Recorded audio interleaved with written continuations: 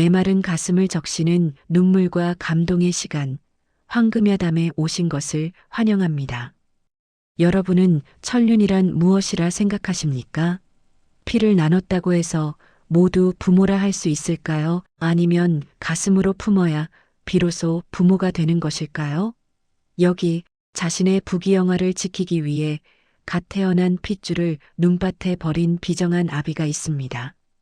그리고 그 버려진 생명을 자신의 피보다 더 진한 눈물로 키워낸 가난한 노부부가 있습니다. 엇갈린 운명 속에 피어난 기적 같은 이야기, 지금 시작합니다. 조선 중기 상업의 중심지 개성. 이곳에는 돈 냄새 하나는 기가 막히게 맡는다는 거상, 최만석이라는 자가 살고 있었습니다. 그의 집 곳간에는 쌀이 썩어나갈 정도로 재물이 넘쳐났지만 정작 그의 마음은 늘 불안과 공허함으로 가득 차 있었지요. 그에게는 치명적인 약점이 하나 있었으니 바로 미신을 광적으로 맹신한다는 것이었습니다. 어느 겨울밤이었습니다. 최만석의 안방에서 우렁찬 울음소리가 터져나왔습니다. 혼인한 지 10년 만에 얻은 귀한 늦둥이 아들이었습니다. 대감마님, 경아드리옵니다. 고추입니다. 아주 튼실한 아드님이십니다. 집안 하인들이 모두 달려나와 덩실덩실 춤을 추었고 최만석의 입도 귀에 걸렸습니다. 그는 당장 사랑방에 모셔둔 용한 점쟁이를 불렀습니다. 여봐라, 도사님을 모셔라. 내 아들의 사주를 보아주게. 장차 정승 판서가 될 상인지 아니면 나를 이어 조선 제1의 거상이 될 상인지 말이야. 하지만 아이의 얼굴을 들여다보던 점쟁이의 표정이 순식간에 일그러졌습니다. 점쟁이는 부들부들 떨며 최만석에게 귓속말을 전했습니다. 대감, 이 아이는 보통 아이가 아닙니다. 그게 무슨 소린가? 보통이 아니라니? 이 아이는 타고난 기운이 너무나 강합니다. 제왕의 기운을 타고났으나 그 기운이 아비인 대감과 상극입니다. 상극이라니? 한 하늘에 두 태양이 뜰 수는 없는 법. 이 아이가 자라나면 반드시 아비의 기운을 모조리 잡아먹고 이 집안의 주인이 되려 할 것입니다. 아이를 살리면 대감이 죽고 대감이 살려면 아이를 쳐내야 합니다. 최만석은 벼락을 맞은 듯 했습니다. 자신이 평생을 바쳐 일군 이 거대한 부와 명예, 그리고 자신의 목숨까지 갓 태어난 핏덩이에게 빼앗긴다니. 탐욕에 눈이 먼 최만석은 공포에 질려 소리쳤습니다. 내가 죽는다고? 안 되지. 그건 안 될 말이지. 내가 이 돈을 어떻게 모았는데 내 목숨이 붙어 있어야 재물도 있는 법. 그날 밤 최만석은 갓난아이가 잠든 강보 속에 애군을 막는 부적을 몰래 집어넣었습니다. 그리고 믿을 만한 하인을 불렀습니다. 이 아이를 처리해라. 예, 대감마님, 처리라니요? 설마 내 눈앞에서 치우란 말이다. 아주 멀리 다시는 찾아올 수 없는 곳에 갖다 버려라. 내 운이 닿으면 너희들도 끝이야. 서둘러. 눈보라가 몰아치는 동짓달 밤. 하인은 죄책감에 차마 아이를 강물에 던지지는 못하고 인적 드문 시골 장터 구석 낡은 거적대기 밑에 아이를 숨겨두고 도망쳤습니다. 아이는 살려달라는 듯 자지러지게 울어댔지만 매서운 바람소리에 묻혀 누구의 귀에도 닿지 않는 듯 했습니다. 그 시각 장터 끝자락에 다 쓰러져가는 초가집. 그곳에는 늙은 부부 박노인과 팽댁이 살고 있었습니다. 두 사람은 평생 자식 하나 없이 국밥 장사를 하며 근근히 입에 풀칠이나 하고 사는 처지였습니다. 영감, 오늘따라 바람이 매섭소. 쌀독도 바닥을 보이는데 내일 장사할 미천이나 있으려나 모르겠소. 허허, 산입에 거미줄 치겠소? 날이 밝으면 내가 산에 가서 나무라도 더 해오리다. 박 노인이 근심 어린 얼굴로 문을 열고 나간 그때였습니다. 어디선가 희미하게 으앙 하는 소리가 들려왔습니다. 이게 무슨 소리지? 고양이 울음소리인가? 박노인은 소리를 따라 조심스레 발걸음을 옮겼습니다. 그리고 거적대기를 들춰본 순간 기겁을 하며 주저앉고 말았습니다. 아이고, 여보, 얼른 나와보구려. 여기 핏덩이가 있어. 뭐라고요? 세상에 어떤 천벌 받을 놈이 이 엄동설 안에. 아이고 불쌍해라. 팽댁은 얼어붙은 아이를 품에 안고 방으로 뛰어들어갔습니다. 하지만 가난한 살림에 젖동량을 할 곳도 먹일 우유도 없었습니다. 영감, 애가 배고파서 웁니다. 이대로 두면 굶어 죽겠소. 쌀뜨물이라도 끓여야. 기다려보시오. 내가 옆집 점순네 가서 암죽이라도 좀 얻어오리다. 박노인은 체면도 버리고 한밤중에 이웃집 문을 두드려 암죽을 얻어왔습니다. 따뜻한 미음이 들어가자 파랗게 질려가던 아이의 얼굴에 다시 핏기가 돌기 시작했습니다. 아이가 새근거리는 숨소리를 내며 잠들자 팽댁은 아이의 볼을 쓰다듬으며 눈물을 흘렸습니다. 영감, 이것 보오. 이리도 고운 아이를 우리가 키웁시다. 하늘이 우리에게 자식이 없음을 알고 보내주신 게요. 그래요, 임자. 비록 국밥 국물에 말아 키울지언정 내 이놈을 굶기지는 않으리다. 이름은 복이 덩어리째 굴러들어왔으니 복동이라 합시다. 그렇게 버려진 아이는 복동이라는 이름을 얻고 가난하지만 따뜻한 국밥집의 아들이 되었습니다. 하지만 가난은 쉬이 물러가지 않았습니다. 박노인 부부가 워낙 심성이 고운 탓에 배고픈 사람에게 그냥 밥을 퍼주고 외상값은 받지도 못하니 장사를 할수록 빚만 늘어갔지요. 복동이가 5살이 되던 해 국밥집은 결국 문을 닫아야 할 위기에 처했습니다. 에휴, 영감. 쌀가게 김씨가 외상값 안 갚으면 더는 쌀을 안 준다 합디다. 이제 정말 끝인가 보오. 박노인이 깊은 한숨을 내쉬며 텅 빈 국밥 그릇만 닫고 있을 때였습니다.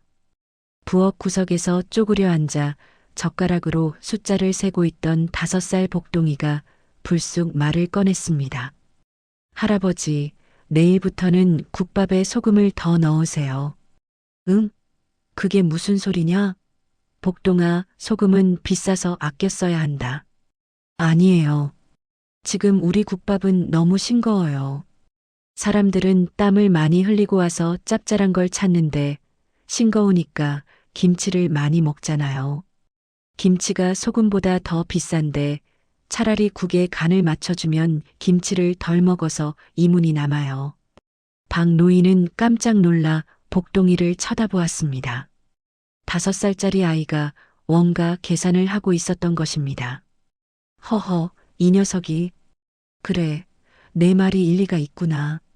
복동이의 훈수는 거기서 끝나지 않았습니다. 그리고 할머니, 내일은 장날이 아니니까 고기를 많이 삶지 마세요. 대신 장터 입구 쪽에 솥을 걸어두세요. 냄새가 바람을 타고 사람들 코를 자극하게요. 복동이의 말대로 하자 놀라운 일이 벌어졌습니다. 오늘따라 국밥 냄새가 기가 막히는데 국물이 아주 진국이야. 김치도 딱 알맞고. 아줌마 여기 한 그릇 더. 팔이 날리던 가게에 손님이 줄을 서기 시작했습니다. 복동이는 날씨, 요일, 심지어 손님들의 옷차림만 보고도 그날 팔릴 양을 정확히 계산해냈습니다. 재고는 남지 않았고 이문은 날로 늘어갔습니다. 하루는 비단 장수가 와서 국밥값을 깎아달라며 으름장을 놓았습니다. 박노인이 어쩔 줄 몰라 하자 복동이가 나서서 말했습니다. 아저씨, 이 국밥 한 그릇에 들어간 정성이 얼마인데 깎으려 하십니까? 대신 제가 셈을 봐드릴게요. 아저씨가 가져온 비단 10필에 닷돈씩 팔면 손해입니다. 저기 윗동네에서는 7돈을 쳐준답니다. 뭐라? 내 녀석이 그걸 얻지 않으냐? 아까 지나가는 보부상 아저씨들 이야기를 들었거든요. 윗동네에 혼사바람이 불어서 비단값이 뛰었대요. 비단 장수는 복동이의 말에 무릎을 탁 치며 국밥값을 2배로 내고 갔습니다. 소문은 삽시간에 퍼져나갔습니다. 저기 저장터 국밥집에 5살 난 신동이 있는데 그 아이 말만 들으면 떼돈을 번다며 죽은 가게도 살려내는 꼬마 도깨비라던데 복동이의 명성은 산 넘고 물 건너 개성상단의 최만석의 귀에까지 들어가게 되었습니다. 당시 최만석은 무리하게 인삼밭을 사들였다가 흉작으로 큰 손해를 보고 전전긍긍하던 차였습니다. 뭐라? 5살짜리가 망해가는 국밥집을 대박집으로 만들었다고? 그런 신통한 놈이 다 있어? 예, 대감마님. 아주 귀신이 곡할 노릇이라 합니다. 당장 가서 그 아이를 확인해야겠다. 내 눈으로 직접 보고 쓸만하면 데려와야지. 최만석은 하인 하나만 대동하고 평범한 선비처럼 변장한 채 박 노인의 국밥집을 찾았습니다. 점심시간이라 가게는 북새통을 이루고 있었습니다. 그 한가운데서 땀을 뻘뻘 흘리며 서빙을 돕고 돈통을 정리하는 꼬마 아이 복동이가 보였습니다. 어서 옵시오. 여기 뜨끈한 국밥 2그릇이오. 거스름돈 여기 있습니다. 최만석은 복동이를 유심히 지켜보았습니다. 낡은 무명옷을 입고 있지만 그 눈빛만은 형형하게 빛나고 있었습니다. 그리고 무엇보다 돈을 세는 손놀림이 예사롭지 않았습니다. 저놈 보게. 엽전을 세지도 않고 무게만으로 얼마인지 알아맞히는구나. 타고난 장사꾼이야. 그런데 복동이가 땀을 닦으려 저고리 앞섭을 풀어 헤친 순간 최만석의 눈이 휘둥그레졌습니다. 복동이의 목에 걸린 낡고 색바랜 놀이개 하나. 그것은 5년 전 자신이 아이를 버릴 때 액막이용으로 넣어두었던 가문의 문양이 새겨진 바로 그 놀이개였습니다. 이럴 수가. 저 놀이개는. 최만석은 손을 부들부들 떨었습니다. 점쟁이 놈이 틀렸어. 아비의 기운을 잡아먹을 놈이라더니 제놈 스스로 일어설 제목이 아닌가. 아니지, 내가 요즘 사업이 기운 이유가 다 저놈 때문이었어. 저놈이 내 복을 가지고 나갔으니 내가 망해가는 게야. 저놈은 내 아들이다. 내가 버린 내 복덩어리야. 탐욕에 눈이 뒤집힌 최만석은 그 길로 박 노인에게 다가가 다짜고짜 금덩이 하나를 던졌습니다. 쨍그랑. 금덩이가 국밥 그릇 옆에 떨어지며 요란한 소리를 냈습니다. 이보시오 노인장. 이 금덩이를 줄 테니 저 아이를 내게 넘기시오. 네. 그게 무슨 말씀이십니까? 넘기다니요? 박 노인과 팽댁은 영문을 몰라 어리둥절했습니다.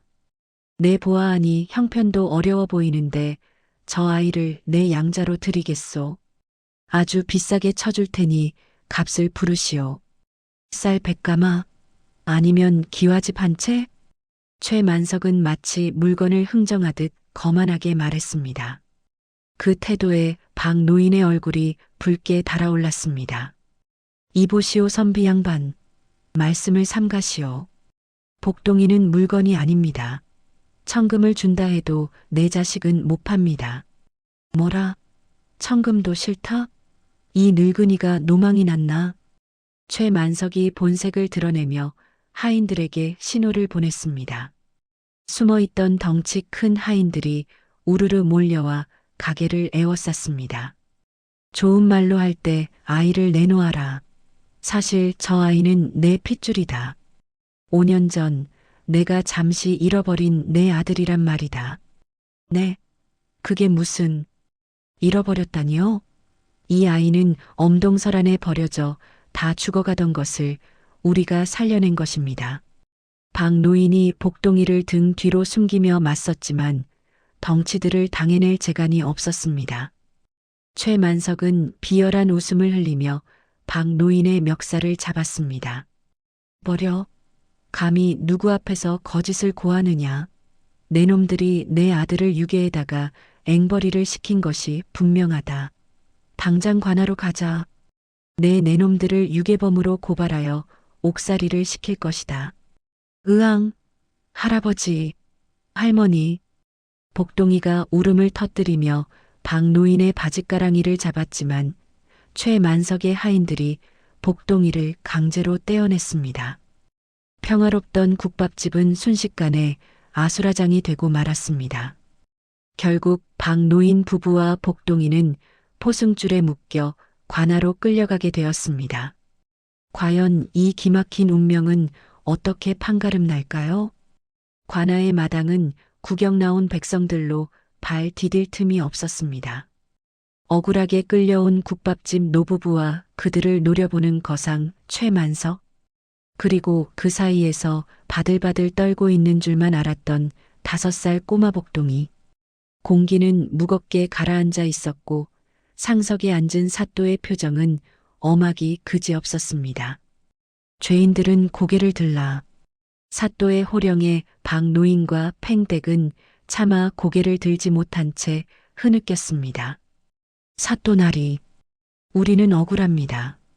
정말로 버려진 아이를 거둔 죄밖에 없습니다. 그러자 최만석이 기다렸다는 듯 고함을 질렀습니다. 거짓말입니다. 사또나리, 저 늙고 병든 노인들이 어찌 저런 영특한 아이를 낳을 수 있겠습니까? 아이의 얼굴을 보십시오. 저 귀티나는 얼굴이 딱 제 아들 아닙니까? 5년 전 제가 잠시 한눈을 판 사이 저놈들이 아이를 훔쳐간 것이 분명합니다. 최만석은 준비해온 뇌물 목록을 사또의 눈짓에 슬쩍 비추며 은근한 압박을 가했습니다. 사또 역시 개성상단의 거물인 최만석을 함부로 대하기 어려워 난감한 기색이 역력했지요. 확실히 노부부에게서 저런 아이가 나왔다는 건 믿기 어렵긴 하구나. 증거가 있느냐? 예, 여기 이 놀이개를 보십시오. 제 가문의 문양입니다. 아이 목에 걸려있던 이것이 바로 제가 아비라는 증거입니다.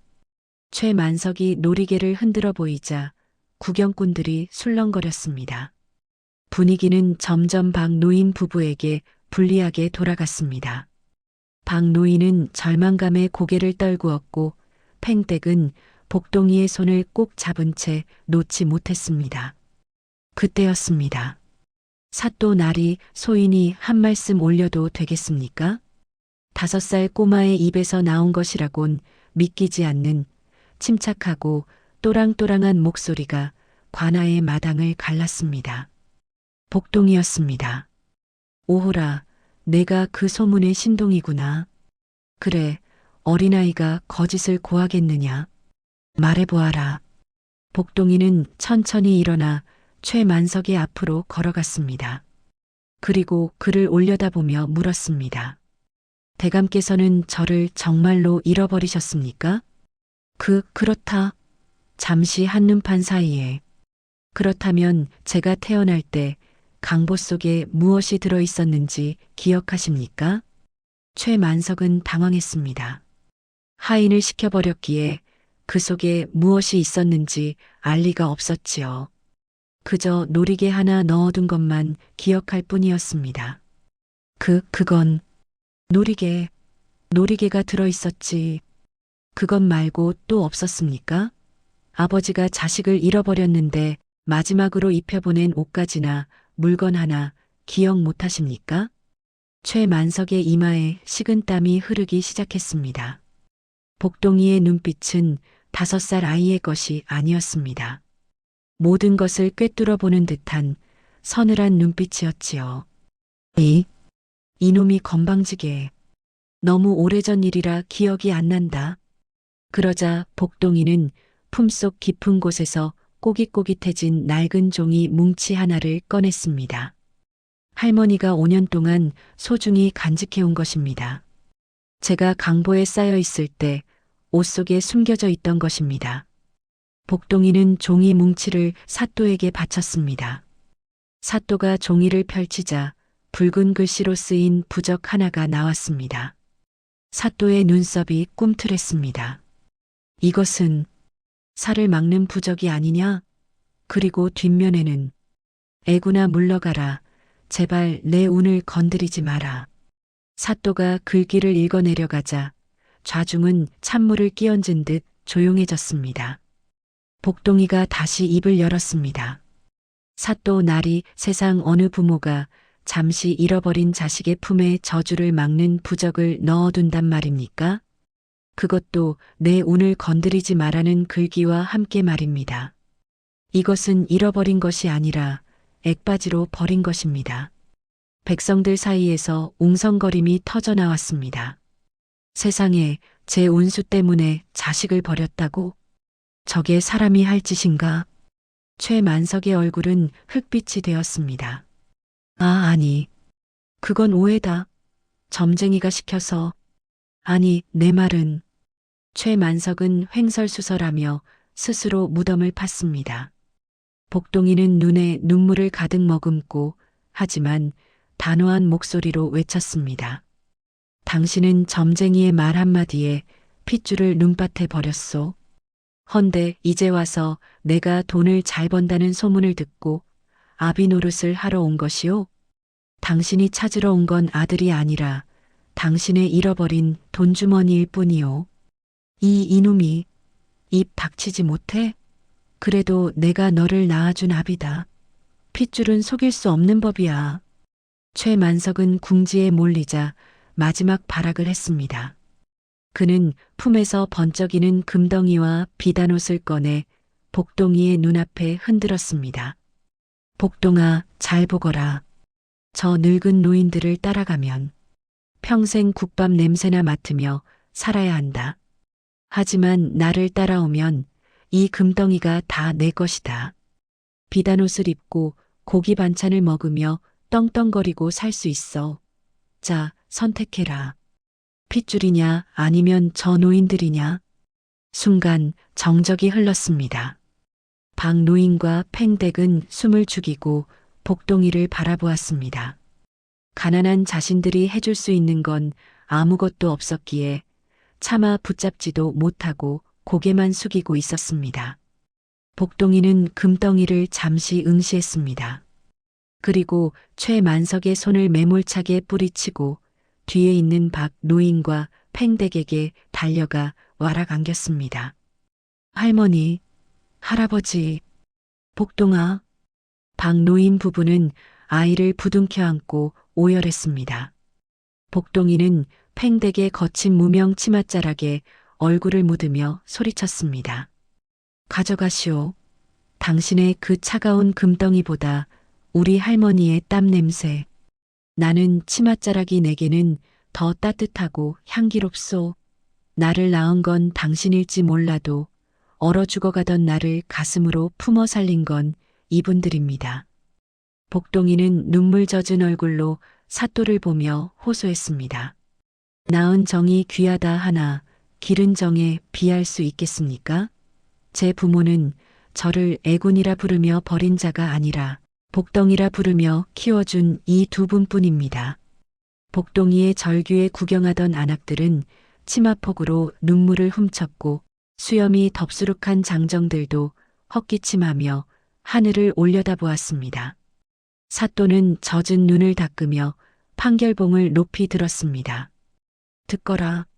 천륜이란 핏줄로 이어지는 것이 아니라 사랑으로 맺어지는 것이다. 최만석, 너는 자신의 탐욕을 위해 천륜을 저버리고 이제 와서 돈으로 자식을 사려 했으니 그 죄가 매우 크다. 사또의 호령이 떨어졌습니다. 여봐라. 저 파렴치한 자를 당장 하옥하고 무고한 백성을 괴롭힌 죄를 물어 곤장 50대를 쳐라. 또한 그가 가진 재물의 절반을 몰수하여 빈민구제에 쓰도록 하라. 아이고 사또나리, 살려주십시오. 내 돈, 내 금덩이. 최만석은 질질 끌려나가며 비명을 질렀지만 누구도 그를 동정하지 않았습니다. 점쟁이의 말대로 두 개의 태양은 뜰 수 없었습니다. 하지만 그것은 아들이 아비를 해친 것이 아니라 아비의 탐욕이 스스로를 파멸시킨 꼴이었지요. 자신이 버린 복덩이가 결국 자신의 탐욕을 심판하는 태양이 되어 돌아온 것입니다. 그 후로 긴 세월이 흘렀습니다. 복동이는 어떻게 되었을까요? 청년이 된 복동이는 조선 제1의 거상이 되었습니다. 그의 상단은 단순한 장사꾼이 아니었습니다. 어르신, 국밥 한 그릇 드시고 가세요. 돈은 필요 없습니다.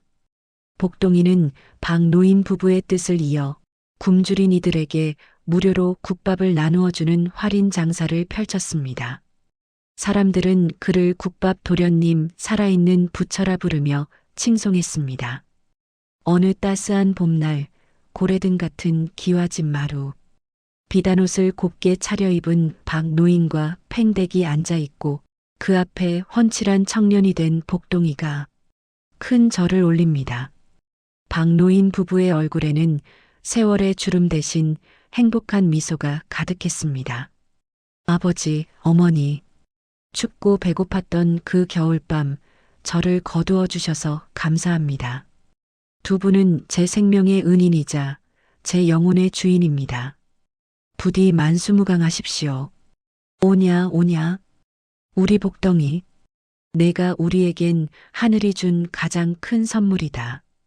비정한 핏줄 대신 따뜻한 가슴을 선택한 아이, 복동이.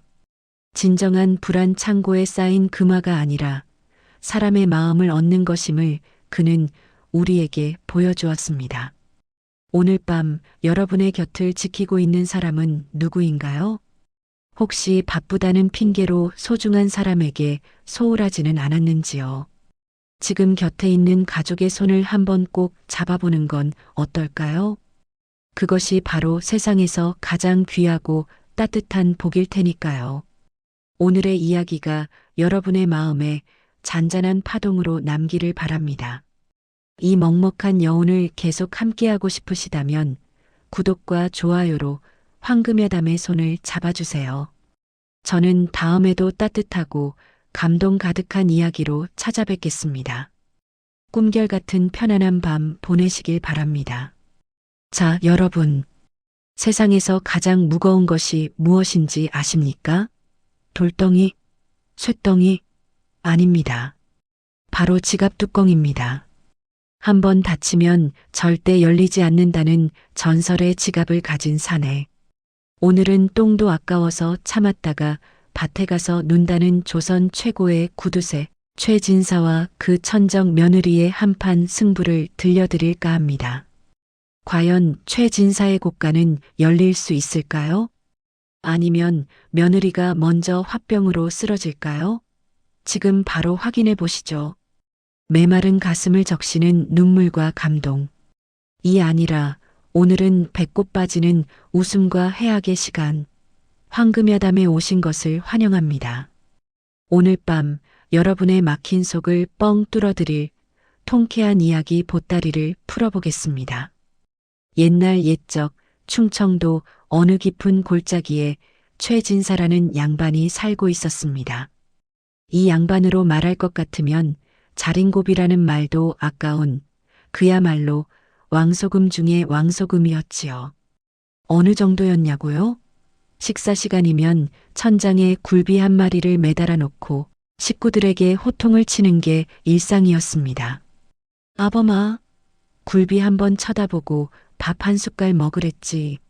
너 지금 2번 쳐다봤지? 아니, 굴비가 닳는다. 달아.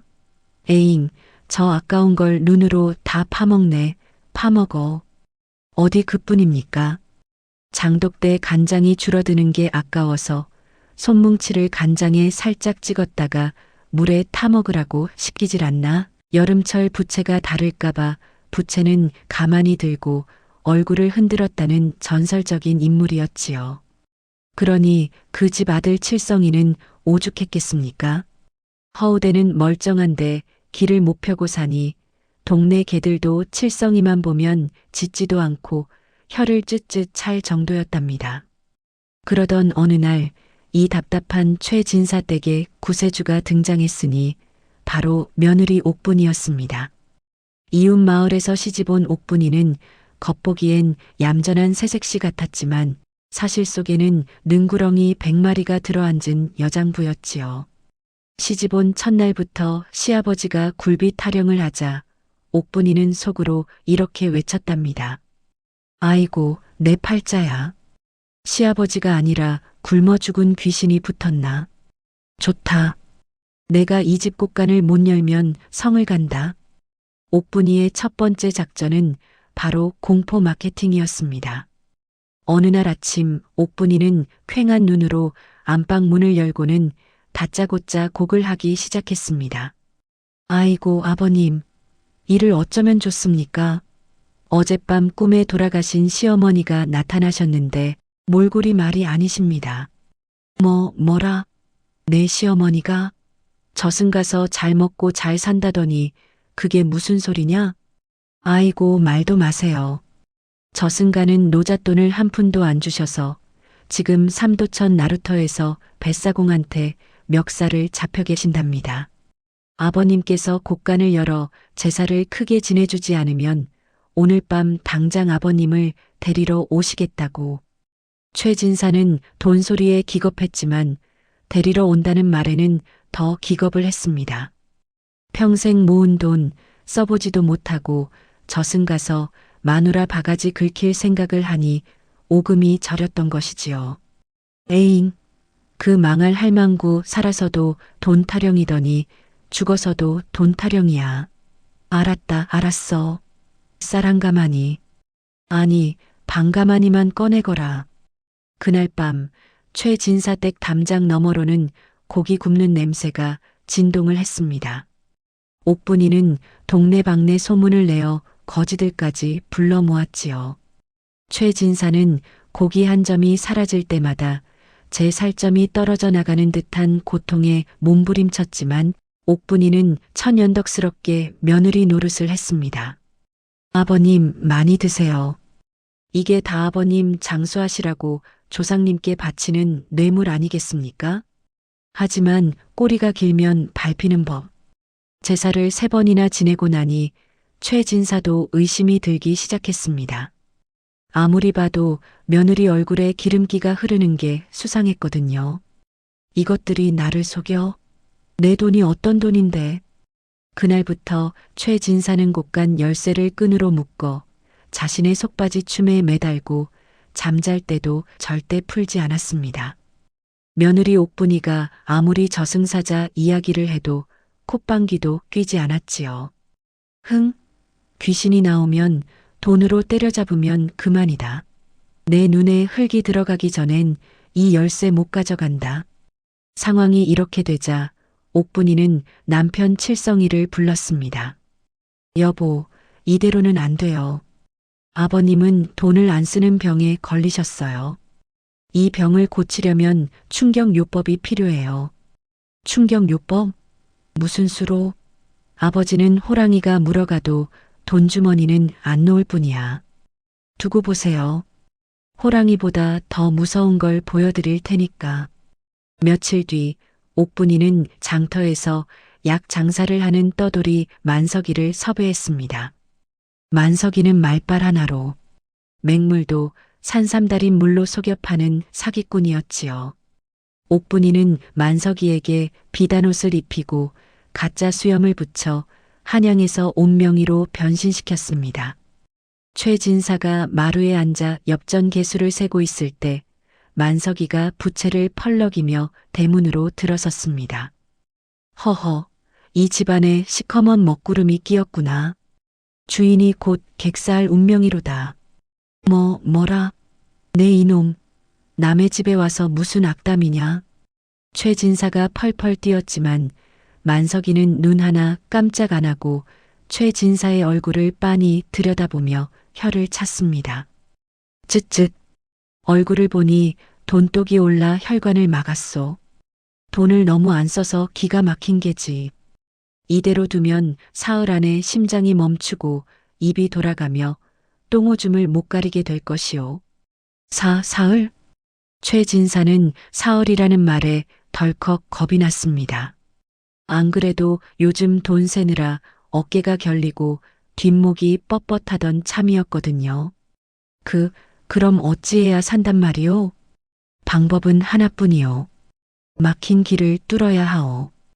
꽉 막힌 곳간 문을 활짝 열고 재물을 흐르게 하여 통하게 해야 목숨을 부지할 수 있소.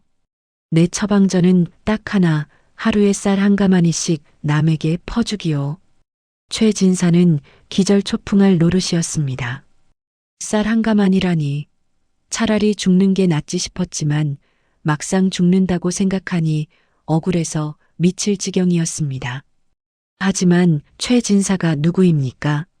그 와중에도 잔머리를 굴렸습니다. 쌀을 퍼주라고?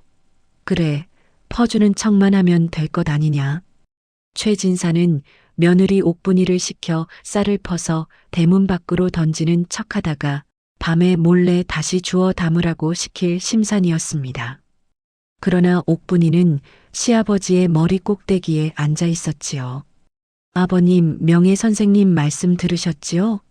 제가 당장 동네 사람들을 불러 잔치를 벌이겠습니다. 안 된다. 절대 안 돼. 그냥 신용만. 뒷목이야. 최 진사가 반대하려는 순간 옥분이가 미리 섭외한 동네 건달들이 들이닥쳐 최 진사를 멍석에 말아버렸습니다. 아이고, 진사 어른. 쓰러지셨다. 중풍이다. 아니다. 나 멀쩡하다. 이거 풀어라. 최 진사가 소리를 질렀지만 옥분이는 눈물을 훔치며 크게 외쳤습니다. 아버님, 걱정 마세요. 제가 아버님 살리려고 곳간을 털어서라도 약을 짓겠습니다. 여보, 곳간 열쇠. 혼란 틈에 남편 칠성이가 최 진사의 바지춤에서 열쇠를 낚아챘습니다. 최 진사는 멍석 안에서 발버둥 쳤지만 이미 곳간 문은 활짝 열리고 말았지요. 그날부터 최 진사댁 마당에는 매일같이 잔치가 벌어졌습니다. 쌀독이 비어가고 굴비두름이 사라지고 비단 옷감들이 동네 사람들에게 나눠졌습니다. 최 진사는 방 안에 누워 그 꼴을 보며 매일같이 곡소리를 냈습니다. 아이고, 내 돈, 내 피 같은 돈, 저것들이 내 살을 뜯어먹는구나. 으윽. 그런데 참으로 기이한 일이 벌어졌습니다. 돈을 쓰면 쓸수록 최 진사의 몸이 정말로 가벼워지는 것 아니겠습니까? 사실 최 진사는 영양실조와 스트레스로 몸이 약해져 있었는데 며느리가 환자 보양식이라며 닭도 잡고 소도 잡아 억지로 먹이니 얼굴에 혈색이 돌기 시작한 것이었습니다. 게다가 마당에 나가보니 평소엔 자기를 보면 침을 뱉고 도망가던 동네 사람들이 넙죽절을 하며 인사를 하는 겁니다. 아이고, 진사 어른. 덕분에 우리 식구들 배불리 먹었습니다. 정말 개과천선하셨구먼요. 진사 어른, 오래오래 사십시오. 제가 직접 캔 산삼. 은 아니고 도라지입니다만 이거 드시고 기운 차리세요. 사람들의 칭송을 듣자 최 진사의 마음속에서 묘한 감정이 싹 텄습니다. 평생 구두쇠, 노랭이 소리만 듣다가 어른 대접을 받으니 어깨가 으쓱해지는 기분이 든 것이지요. 거참. 돈을 쓰니 사람들이 나를 왕처럼 떠받드네. 이거 기분이 나쁘지 않은데? 하지만 옥분의 마지막 한 방은 아직 남아 있었습니다. 옥분이는 시아버지가 돈 쓰는 맛을 조금 알게 되자 대망의 생전 장례식을 준비했습니다. 어느 날 밤 옥분이는 최 진사에게 하얀 소복을 입히고는 심각한 표정으로 말했습니다. 아버님, 명의가 그러는데 아버님 운세가 너무 사나워 저승사자가 오늘 밤 기어이 잡으러 온답니다. 그러니 우리가 미리 장례를 치러서 저승사자를 속여야 합니다. 아버님은 죽은 척 관 속에 누워 계세요. 나머지는 저희가 알아서 하겠습니다. 최 진사는 얼떨결에 관 속에 들어갔습니다. 뚜껑이 닫히고 캄캄한 관 속에 누워 있으려니 밖에서 곡소리가 들려왔습니다. 아이고, 아버님, 이렇게 가시다니요. 평생 돈 한 푼 못 써보고 굴비 냄새만 맡다가 가신 우리 불쌍한 아버님. 동네 사람들의 곡소리가 이어졌습니다. 어이구, 진사 양반. 갈 때 엽전 한 입이라도 입에 물고 가지. 그 많은 돈 다 두고 억울해서 어찌 가나? 저승 가면 굶어 죽지나 말게나. 여기서는 자린고비였지만 거기는 밥이나 실컷 먹게. 관 속에서 그 소리를 듣던 최진사는 눈물이 핑 돌았습니다. 내가 죽으면 다들 좋아할 줄 알았는데 그래도 울어주는구나. 그래, 내가 평생 뭐 하려고 그렇게 악착같이 모았나? 죽으면 썩어 문드러질 것을. 그때 옥분이의 목소리가 들렸습니다. 여러분, 아버님 유언대로 남은 재산은 마을의 가난한 사람들에게 모두 나눠드리겠습니다. 그리고 아버님 빈 문서도 다 태워버리겠습니다. 최진사는 벌떡 일어나고 싶었지만 지금 일어나면 저승사자가 잡아간다고 하니 꾹 참았습니다. 그래, 다 줘버려라. 어차피 죽은 목숨. 에라 모르겠다. 그렇게 한바탕 가짜 장례식이 끝나고 새벽달기 울 무렵 옥분이가 관 뚜껑을 열었습니다. 아버님, 살아나셨군요. 저승사자가 아버님이 이미 죽은 줄 알고 그냥 갔습니다. 최진사가 부시시한 얼굴로 관에서 나왔습니다. 마당은 난장판이었고 곳간은 텅 비어 있었습니다. 예전 같으면 뒷목을 잡고 쓰러졌을 텐데 이상하게도 최진사의 마음은 깃털처럼 가벼웠습니다. 밤새 관 속에서 진짜 죽음을 체험하고 나니 움켜쥐고 있던 욕심 덩어리가 쑥 내려간 것이지요. 최진사는 멍하니 서 있다가 며느리 옥분을 보며 피식 웃음을 터뜨렸습니다. 아가, 밥상 차려라.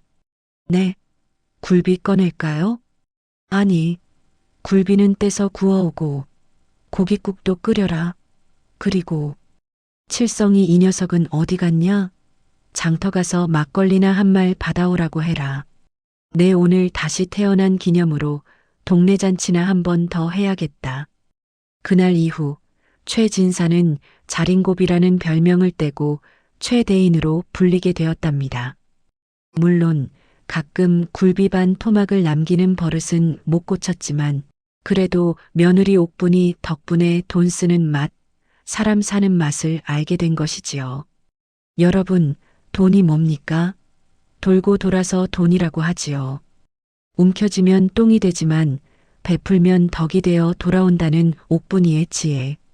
오늘 밤 여러분의 지갑은 안녕하십니까? 혹시 최진사처럼 꼭 닫아두고만 계신 건 아니겠지요? 오늘의 이야기는 여기까지입니다.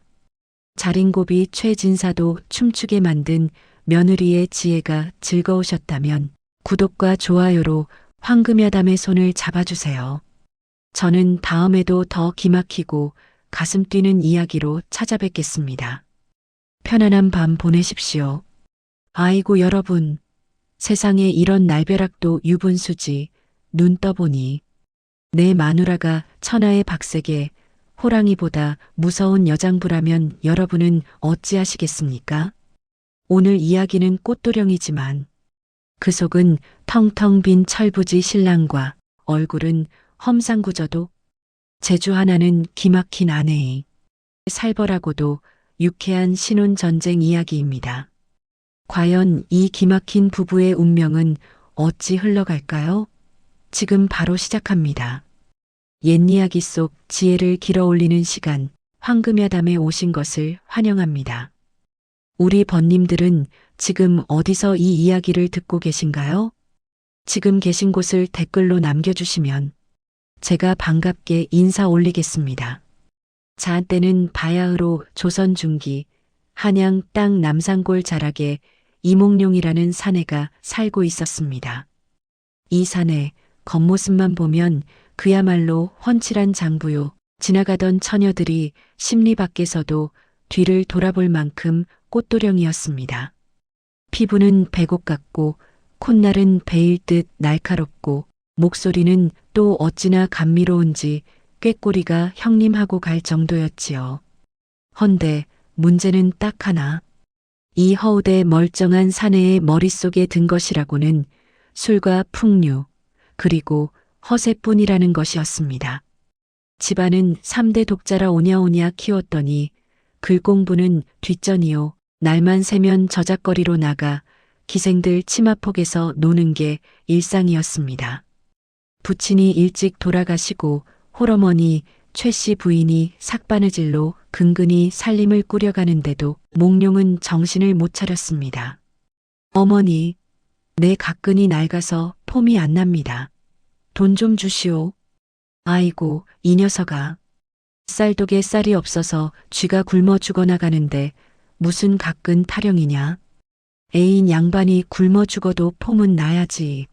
내 족보 팔아서라도 가끈은 사야겠소. 그렇게 어머니 가슴에 대못을 받고 뛰쳐나간 몽룡. 그날도 투전판 도박장을 기웃거리다 큰 사단이 났습니다. 돈을 다 잃고 빚까지 잔뜩 져서 멱살이 잡힌 꼴이 된 것입니다. 이복의 이 도령, 오늘까지 갚기로 한 돈이 10량이 넘네. 돈 없으면 자네 집문서라도 내놓든가. 험상궂은 빚쟁이들에게 둘러싸여 오줌을 지리기 직전 웬 낯선 노인 하나가 쓱 나타나 몽룡을 구해줍니다. 허허, 젊은 양반이 공경에 처했구먼. 내 자네 빚을 다 갚아줄 테니 내 부탁 하나만 들어주겠나? 몽룡은 지푸라기라도 잡는 심정으로 고개를 끄덕였습니다. 아이고 어르신, 부탁이 아니라 제 목숨이라도 바치겠습니다. 살려만 주십시오. 그럼 여기 이 종이에 지장 하나만 찍게. 내 딸년이 홍기가 찼는데 마땅한 신랑감이 없어서 말이야. 자네 같은 훤칠한 사위를 얻는 게 내 소원일세. 몽룡은 앞뒤 잴 것도 없이 딸 얼굴도 안 보고 덜컥 지장을 찍었습니다. 부잣집 딸이라니 못해도 평타는 치겠지 하는 얄팍한 계산과 함께 말이죠. 그리고 그날 밤 노인이 차려준 술상에 거나하게 취해 필름이 끊기고 말았습니다. 다음 날 아침 꽃기호 닭 울음소리에 몽룡이 부스스 눈을 떴습니다. 머리가 깨질 듯 아픈데 낯선 천장이 보입니다. 어라? 여기가 어디지? 내가 어제... 고개를 돌리는 순간 몽룡은 심장이 멎는 줄 알았습니다. 으악! 사람 살려! 도깨비다! 몽룡의 비명소리에 문 밖의 참새가 놀라 떨어질 정도였습니다. 머리맡에 앉아 몽룡을 빤히 쳐다보는 여인. 눈은 바늘 구멍처럼 작고 찢어졌는데 눈꼬리는 하늘 무서운 줄 모르고 치솟았고 코는 주먹만 한데 콧구멍이 훤히 들여다 보이는 들창코요. 광대뼈는 어찌나 튀어나왔는지 그 위에 찻잔을 올려놔도 될 지경이었습니다. 피부는 귤껍질처럼 우둘투둘한데 입을 여니 대문짝만한 뻐드렁니가 서방님하고 인사를 합니다. 몽룡은 이불을 뒤집어 쓰고 벌벌 떨었습니다. 내 인연, 너는 누구냐?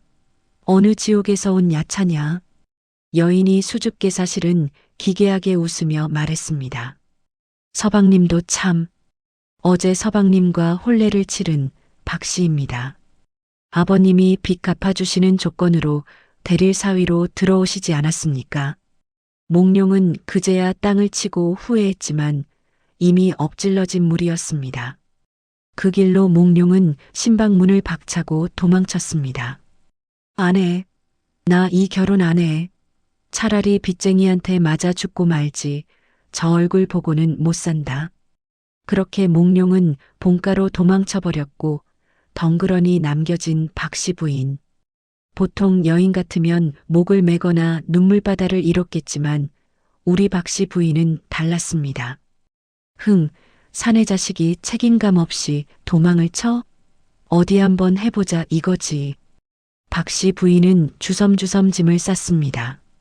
그리고 당당하게 시댁인 남산골로 쳐들어갔습니다.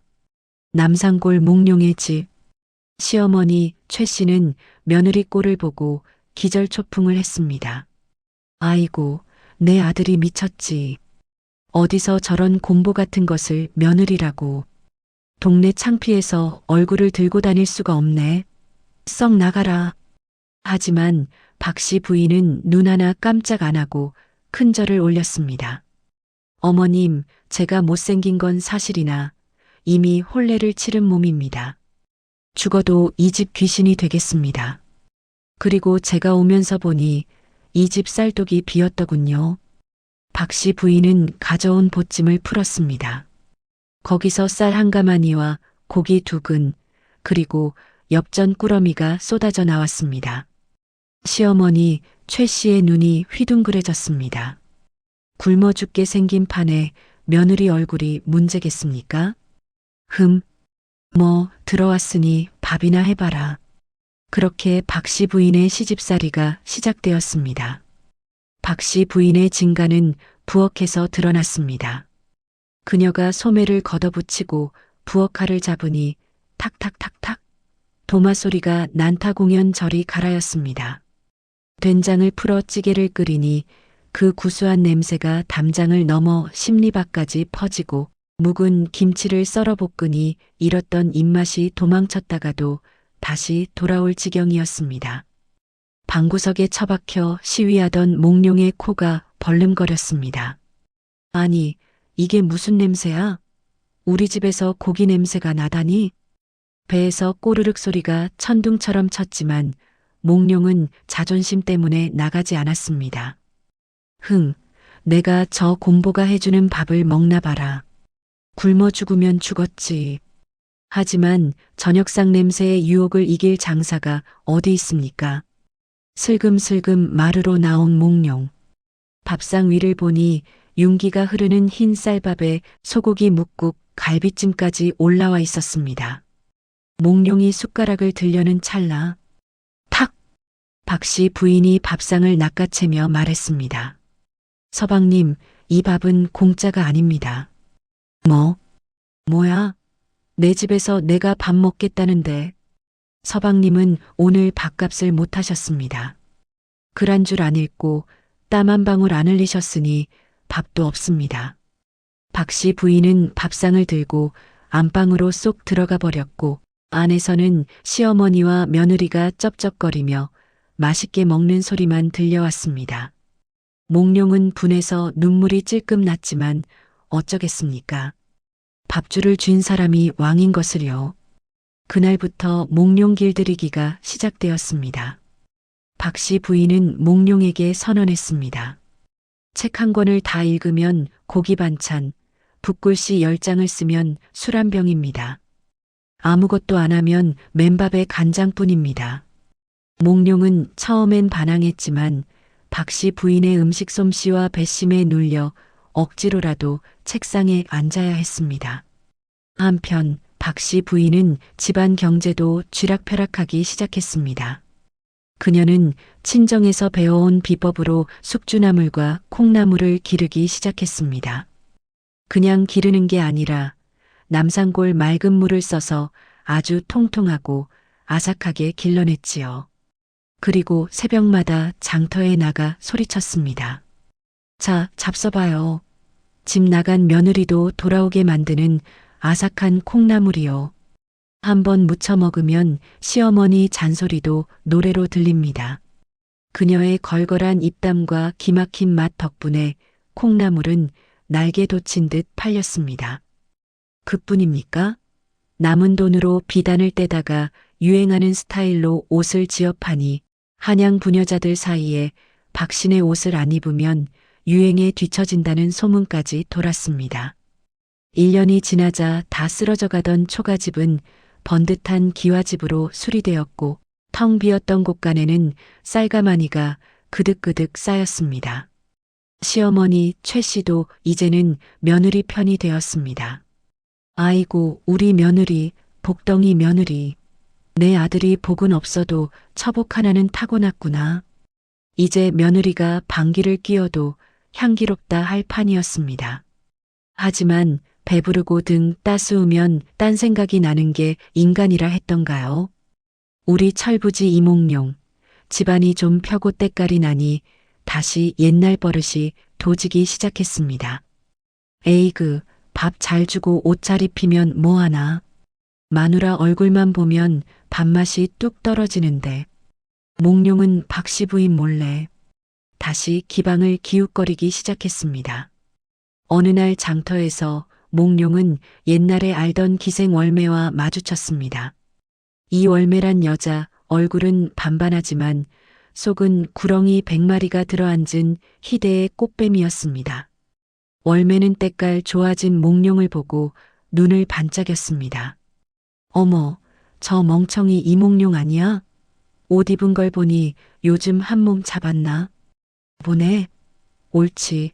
호구 하나 걸려들었구나. 월매는 여우처럼 꼬리를 살랑이며 몽룡에게 다가갔습니다. 어머나 도령님, 이게 얼마만이옵니까? 그동안 어찌나 보고 싶었는지 상사병이 날 지경이었습니다. 몽룡은 월매의 간드러지는 목소리에 뼈가 녹는 것 같았습니다. 집에 있는 박씨 부인의 밥값 하시오. 라는 걸걸한 목소리와 비교하니 천국이 따로 없었지요. 오 월매야, 나도 너를 잊은 적이 없다. 월매는 몽룡의 팔짱을 끼며 속삭였습니다. 도령님, 댁에 그 무서운 곰보 마누라 때문에 고생이 많으시지요? 제가 오늘 밤 도령님을 위해 특별한 술상을 봐드릴 테니 저희 집으로 가시지요. 몽룡은 그 말에 홀라당 넘어가고 말았습니다. 그래, 오늘 밤은 죽어도 좋다. 하지만 몽룡은 몰랐습니다. 그날 밤의 술잔이 자신의 인생을 송두리째 뒤흔들 독배가 될 줄은. 박씨 부인이 피땀 흘려 모은 재산과 집문서가 위태로워지는 순간이었습니다. 과연 몽룡은 꽃뱀 월매의 소나기에서 벗어날 수 있을까요?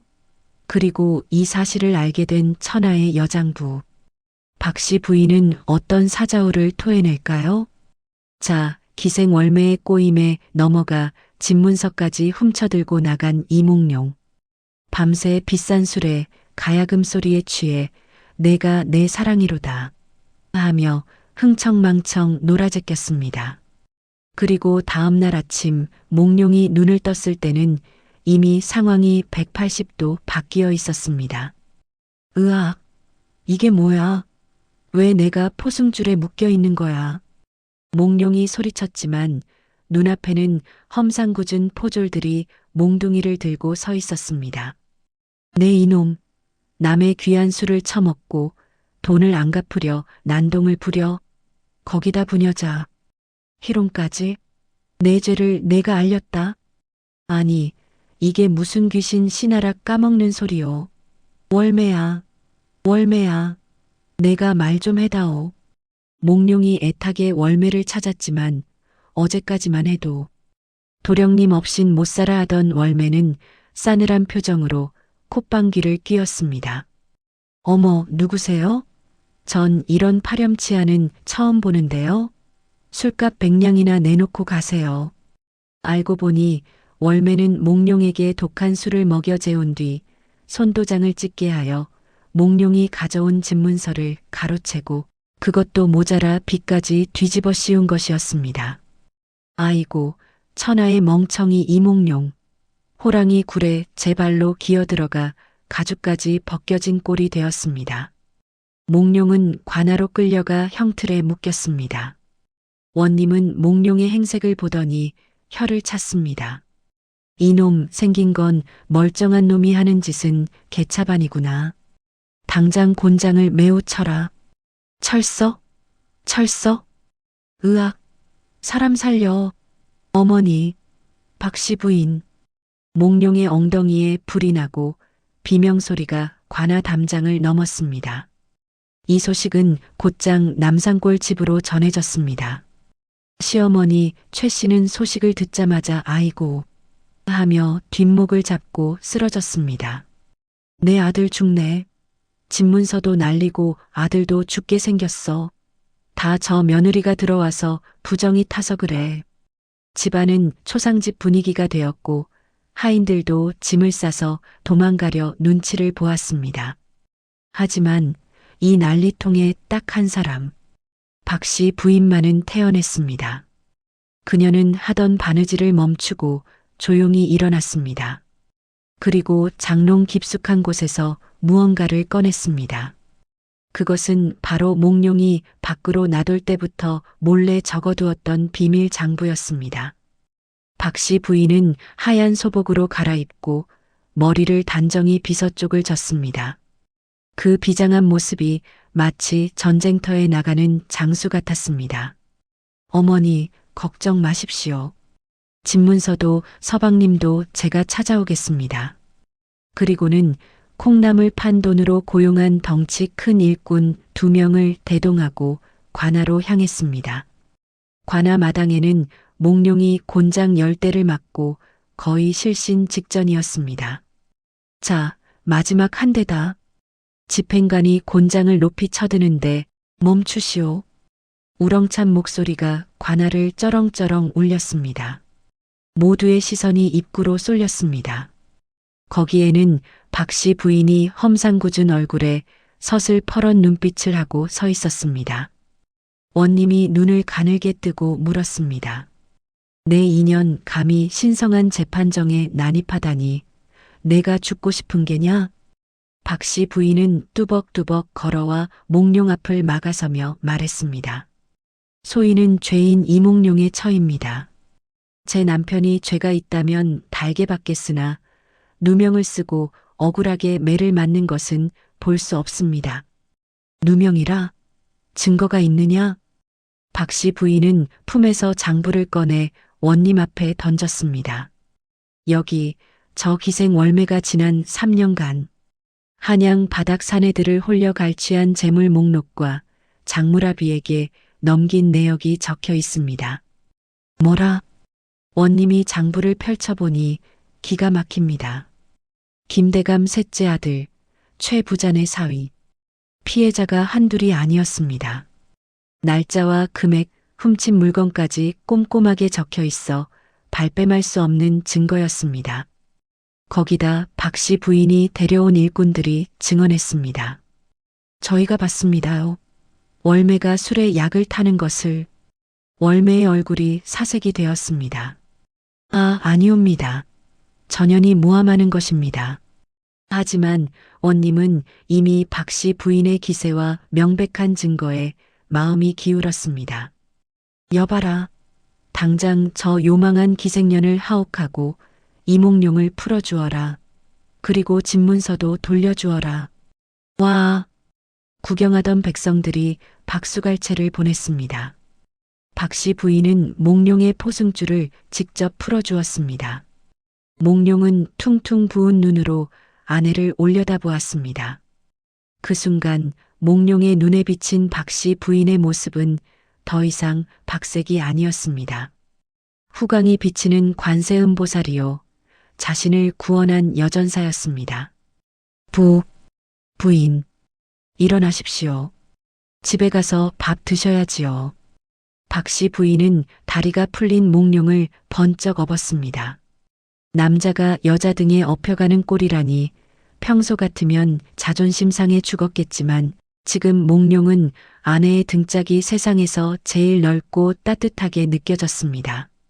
부인, 내가 잘못했소. 내가 눈이 삐어서 돌멩이를 쫓고 진주를 몰라봤소. 엉엉엉. 몽룡은 아내의 등 뒤에서 어린아이처럼 콧물을 흘리며 울었습니다. 집으로 돌아온 몽룡. 그날부로 사람이 180도 바뀌었습니다. 그는 스스로 머리를 깎고 산으로 들어가려 했으나 박 씨 부인이 말렸습니다. 산에 들어갈 힘으로 글을 읽으십시오. 이번 과거에 급제 못하면 평생 콩나물 시루에 물이나 주면서 살아야 할 겁니다. 예, 알겠소, 부인. 아니, 스승님. 몽룡은 방문을 걸어 잠그고 공부를 시작했습니다. 졸음이 오면 허벅지를 바늘로 찌르고 잡생각이 나면 박 씨 부인이 끓여준 된장찌개 냄새를 맡으며 정신을 차렸습니다. 박 씨 부인도 지극정성이었습니다.